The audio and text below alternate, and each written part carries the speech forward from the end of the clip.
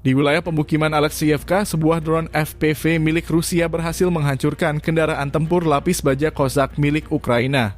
Kendaraan tersebut diketahui tengah mengangkut amunisi ketika dihantam oleh drone dengan presisi tinggi. Serangan ini menimbulkan ledakan besar dan memperlihatkan tingkat efektivitas penggunaan drone dalam medan perang modern. Operasi serangan ini dijalankan oleh kelompok VA-nya Ivanov, unit Rusia yang aktif melakukan misi pengintaian dan penghancuran target strategis menggunakan teknologi drone.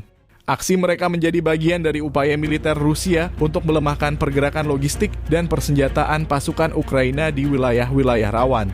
Rekaman video dari serangan ini dibagikan melalui kanal Telegram Sudoplatov yang kerap menjadi sumber informasi terkait perkembangan konflik dan operasi militer di garis depan.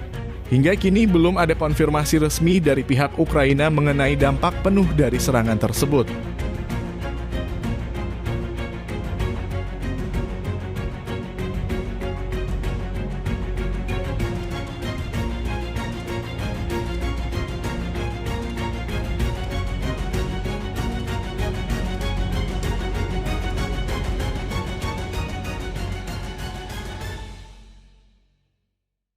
Download Tribun X sekarang, menghadirkan lokal menjadi Indonesia.